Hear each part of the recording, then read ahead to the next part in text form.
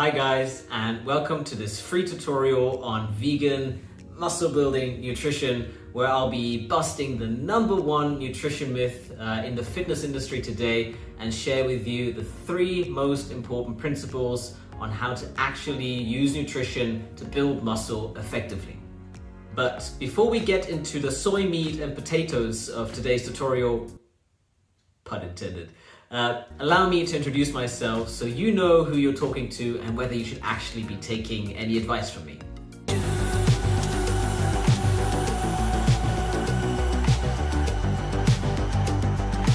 So hi, my name is Jay. I'm 29 years old, and until recently I was working as a busy business consultant in London, then Tokyo, and recently I moved to Frankfurt to start my own business venture. But for as long as I can remember, health and fitness and working out has been a big passion of mine. So a number of years ago, I also became a certified functional fitness trainer, and personally, I've been a vegan since 2016. Right now, I'm really happy with my physique. Here's a picture of what I'm currently looking like. As you can see, I've been able to develop a really decent amount of muscle mass, and it's all been on a fully plant-based diet, and also only strength training 3 days per week. Yes, just 3 days per week. And that's perfect for my busy schedule, managing a business and all other responsibilities. It just fits easily and perfectly in my lifestyle.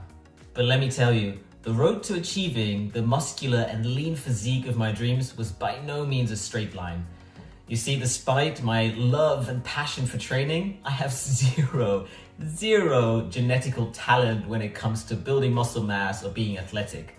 So for years, I've tried everything, every diet, every food, every exercise regimen, just to find something that would actually give me results. For example, I've worked out 6 days a week because I thought that's what I had to do, but only to feel that I'm lacking the ability to focus at my high-stress corporate job. I've eaten ridiculous amounts of protein, like vegan protein powder with my oats for breakfast, and then slabs of tofu on beds of beans and lentils for lunch, and more of that for dinner, because I thought as a vegan, I need to get enough protein. I spent hundreds and hundreds of pounds on the newest supplements, spirulina, hemp protein, you name it, I've tried it, but only to find that most of it is just expensive urine. And at some point, I thought maybe achieving the muscular lean physique that I wanted was just not possible while also working a full-time job. Maybe it was just for those Instagram models or pro athletes. But I never gave up and pursued my passion year after year, figuring out what works and what doesn't. And let me tell you, the answers are downright simple. Like I mentioned in the beginning, these days I'm able to maintain a muscular physique without eating ridiculous amounts of protein every day and only strength training 3 days per week. So in this tutorial today, I want to bust the number one myth in the fitness industry today when it comes to nutrition and building muscle, and also share with you the three most important principles for you to achieve the lean, muscular physique of your dreams without eating a bunch of protein all day, every day. So let's get into it. The number one most ridiculous myth in the fitness industry today. Have you heard of somatotypes before? Somatotypes are essentially body type classifications. The theory goes that you are either an ectomorph, a mesomorph, or an endomorph. Ectomorphs, who are characterized by long, thin limbs and low fat storage, are said to have a hard time building muscle or storing fat. Mesomorphs, who are characterized by wide shoulders, a narrow waist, and low fat storage, are said to be predisposed to build muscle and to be athletic. Endomorphs, on the other hand, who are typically characterized by a larger waist and increased fat storage, are said to have a hard time losing body fat. The theory is most commonly associated with American psychologist William Sheldon. Now, you may wonder, why did a psychologist study people's predisposition to muscle building and fat storage? Well, he didn't. According to Sheldon, the three distinct body types, endomorph, ectomorph, and mesomorph, are actually supposed to be indicators of a person's personality type, temperament, intelligence, and even tendency to commit crime. And despite Sheldon's theory of somatotypes having been widely dismissed and discredited a long time ago, this theory somehow found its way into the fitness industry. However, let me assure you that these somatotypes have nothing, I repeat, nothing to do with training, fitness, athletic potential, or nutrition whatsoever. You see, you may be skinny with long limbs now, but does that mean you're stuck that way forever and incapable of building muscle? Absolutely not. If you apply the right principles, there's absolutely nothing standing in the way of you achieving a strong and muscular physique. Same if you're a little chubby now. Does that mean you're stuck that way forever, always to be pudgy and soft? Absolutely not. Also, if you apply the correct principles, you can gain a strong muscular physique without a shadow of a doubt. As you can imagine, that's not the only myth in the fitness industry today. So, to help us cut through all the bullshit information out there, let's have a look at the 3 most important principles when it comes to nutrition and muscle building. The most important principle I'll share with you today is the so-called Pareto Principle, also known as the 80-20 rule. This principle actually originated in the field of economics. It states that 80% of any given outcome is actually produced by only 20% of inputs. So for instance, in business, 80% of your results are actually generated by your top 20% performers. Now, you may be thinking, what the heck does an economics principle have to do with muscle building and nutrition? Great question. Well, it's got everything to do with it. You see, the Pareto Principle suggests that out of any list of 10 things, 2 of those will produce more results than the remaining 8 combined. Those 2 items are called the vital few, whereas the remaining 8 are called the trivial many that contribute very little to success. For example, with regards to adequate nutrition to support muscle building, there are many things that we could consider. Total daily calorie consumption, eating a low-carb diet, eating a high-fat diet, eating high-carb meals only before a workout, eating protein every 2 to 3 hours, taking BCAAs to support workout endurance, using creatine monohydrate supplements to increase energy stored in muscle cells, and so on and so on and so on. Some of these things are absolutely vital. If you don't do them, you will not see results. Others, on the other hand, are trivial. You will not see significant results from these alone if you're not nailing the vital few already. Of course, you could cover all bases by trying to do it all. And if you are a competitive athlete where every little bit helps to win against your competition, you probably should do it all. But for us everyday warriors who have a whole host of other responsibilities to attend to, we need to separate the wheat from the chaff and really focus on the 20% that are going to give us 80% of the results. So, just to recap, the Pareto Principle tells us that 8 out of 10 things you hear about nutrition in the fitness industry today are probably trivial, and you should be focusing on the 2 out of 10 things that actually bring you real results. Keeping the Pareto Principle in mind, what are those vital few with regards to muscle building and nutrition? What are the things that are actually going to give us the most results? Let's take a look. To help us understand what will give us actual results with regards to muscle building and nutrition, we'll take a look at the nutritional pyramid. Not the food pyramid of different foods that you may have seen before, but this one. With regards to building muscle, each of the layers of the pyramid builds on top of the other. So, for example, if you are not eating sufficient calories to support muscle growth, it does not matter that you had perfect meal timing before and after your workout. Now, in this short tutorial today, we won't have time to go into detail on each layer. So let's focus on the most important fundamentals that still so many people get wrong: total calories and macronutrients, especially protein. All right, total calories. Well, when it comes to building new muscle tissue, our bodies need an excess amount of energy. An excess amount of energy would suggest that we should be eating in a caloric surplus. So in other words, eat more calories than our bodies need to maintain our current body weight so that we have enough left over to build new muscle tissue. Okay, makes sense. So how many calories exactly should you be eating above your maintenance level in order to optimally support muscle growth? Well, the truth is that the exact amount that you should be eating above your maintenance level actually remains unknown. However, this meta-analysis published in 2019 examined the data we do currently have with regards to caloric intake and muscle growth and recommends a moderate caloric surplus of between 360 and 480 calories per day. Now, another interesting question is whether this caloric surplus should be provided externally from food or whether our bodies can utilize internal energy, in other words, fat stores, to make up the difference. Well, that depends on your current starting position and your main goal. All right, case A. Your main goal is to build size and strength and you don't have a lot of body fat at the moment. In other words, you could describe yourself as maybe skinny or skinny fat. In this case, you should start with a 360 calorie surplus on top of your daily maintenance calories and track your progress over time. When you stop making strength or weight gain progress, increase your surplus up to 480. This approach of only eating enough calories to support muscle but not fat gain is called a lean bulk. All right, scenario B. Your main goal is to build size and strength, but you also have some body fat that you want to lose. In other words, right now you're a little chubby, pudgy, a little soft around the edges. In this case, don't add a calorie surplus. Eat your daily maintenance calories and track your progress. That way, your body can utilize some of the excess energy stored in your fat cells to build muscle. This is called a recomp, short for body recomposition.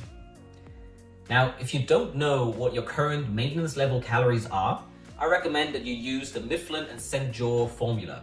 It calculates your basal metabolic rate based off of your height, weight, age, and gender. Your basal metabolic rate, or BMR for short, is then multiplied by an activity factor. In other words, how much you roughly exercise per week to give you your total daily energy expenditure, or TDEE for short. Here's a quick example in my case. The formula would look like this. Basal metabolic rate for J, my body weight in kilograms times 10, my height times 6.25, my age times 5, add 5, and I get a basal metabolic rate of 1,623 calories. Personally, like I mentioned, I strength train just 3 days per week and do moderate activity like walking 10,000 steps every single day. So my activity factor would be 1.5. Therefore, my total daily energy expenditure, my TDEE, or my maintenance level of calories would be 1,623 calories times 1.5, which is 2,434 calories. Now, if I wanted to gain muscle, I would add an additional 360 calorie surplus to start with for a few weeks and track my progress with regards to strength gains in my workouts and weight gain on the scale. To recap, when it comes to nutrition for optimal muscle building, the most important principle to keep in mind is to hit your daily caloric intake.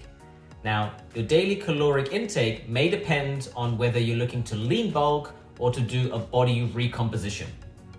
It does not matter if you have a huge protein shake every time after you work out if you don't eat enough calories on a daily basis. Now, with that being said, let's have a look at macronutrients and, of course, protein. As you may already know, food is generally categorized into 4 separate macronutrients: proteins, carbs, fats, and alcohol. We won't spend much time going over carbs, fats, or alcohol today. Let's just focus on protein. Now then, how much protein should you eat?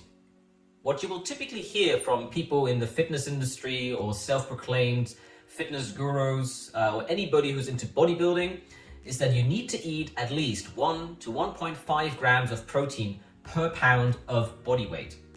So for someone my size at 155 pounds, that's 155 to 232 grams of protein every single day.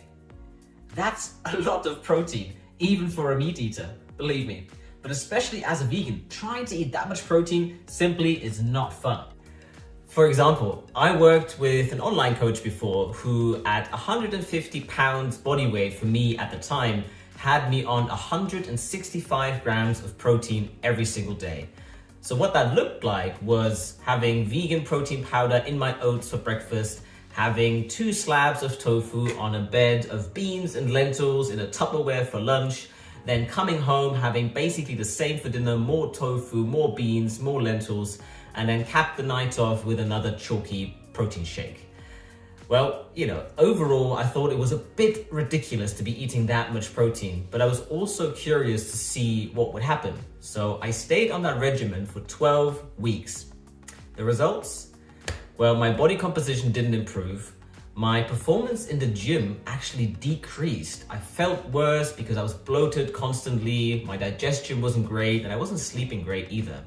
And overall, I was just not enjoying that high protein lifestyle. I didn't feel like I got to partake in a social life and always worrying about where could I get my next protein fix. So overall, just wasn't working for me. All right then, if eating 1 to 1.5 grams of protein per pound of body weight per day is just ridiculous and unnecessary, how much do we actually really need? Well, the current international recommended dietary allowance, RDA, for protein is 0.36 grams per pound of body weight. So, for a 155-pound person like me, this would be about 56 grams of protein a day.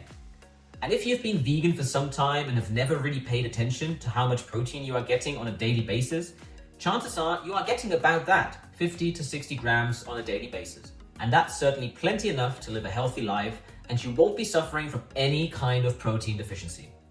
However, that recommendation is based on a mostly sedentary lifestyle and caters to all ages and all sexes across society.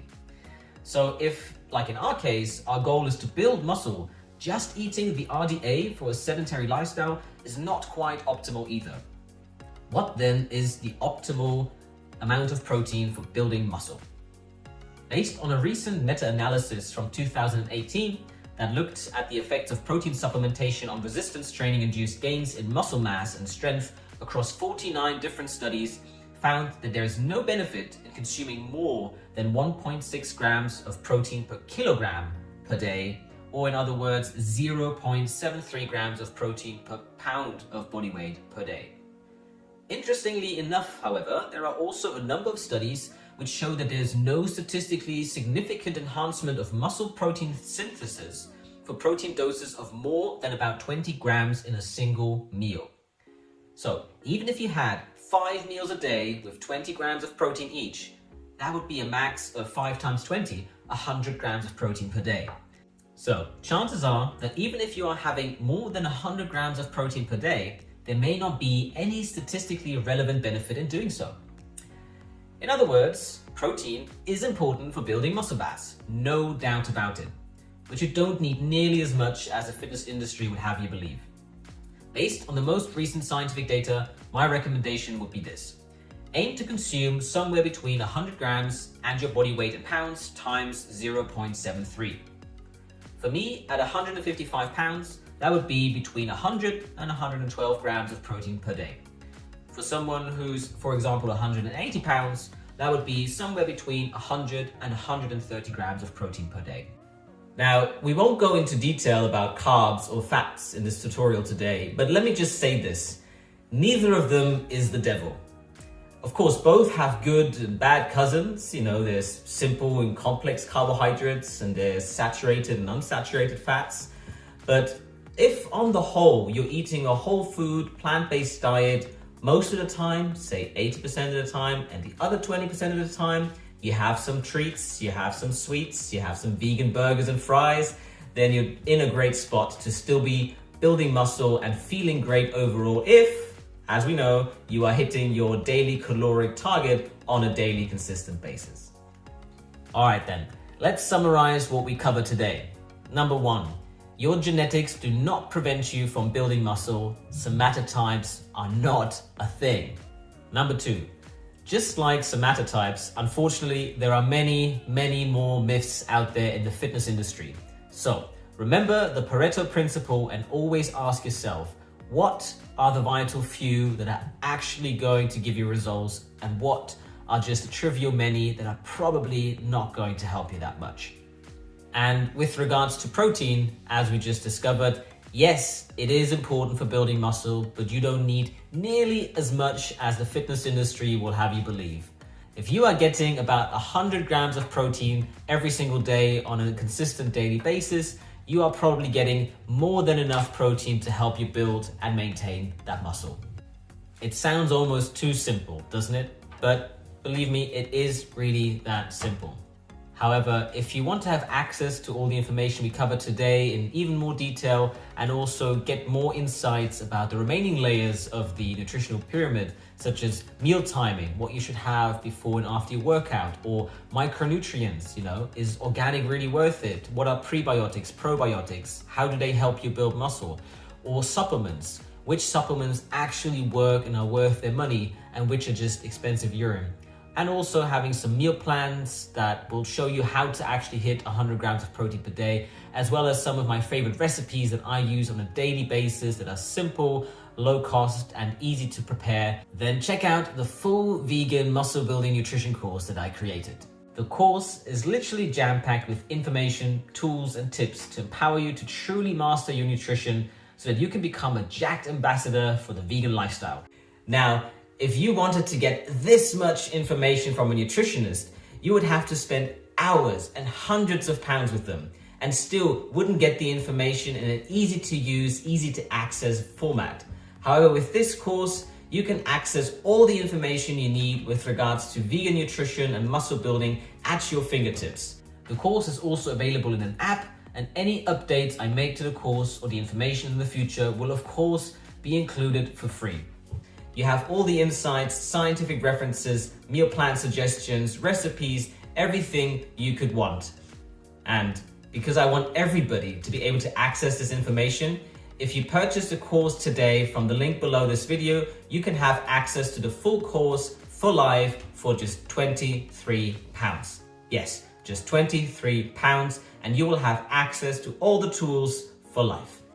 But remember, when it comes to building muscle successfully, nutrition is just one part of the equation. The other part of the equation is exercise and training.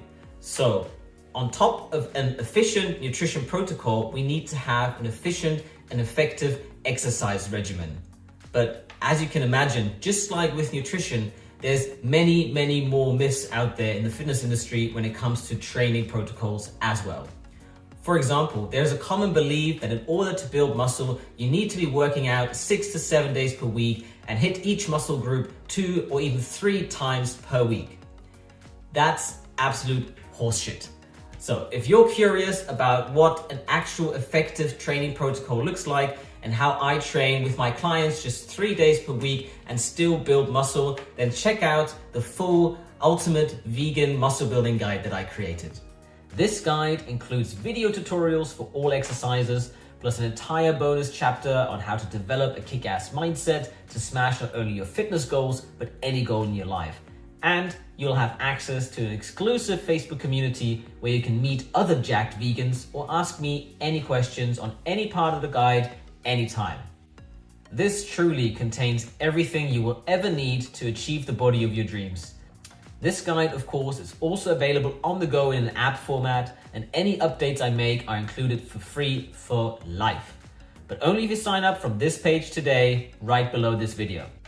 And because I really want you to succeed in achieving the muscular, lean physique of your dreams without having to spend hundreds of pounds trying to figure out what works and what doesn't, I want to give you access to the full ultimate vegan muscle building guide for just £67 if you purchase from the link below this video today. Just £67. That's insane. That's about as much as I charge for just one personal training session with a client. And for that price, you don't just get a personal training session, you get access to all the tools, nutrition, exercise plans, video tutorials, and an amazing community, and ask me any questions anytime, and have access to an app. All of that for just £67. All right, I look forward to you becoming a jacked vegan ambassador. Talk soon. You need to apply the Pareto Principle.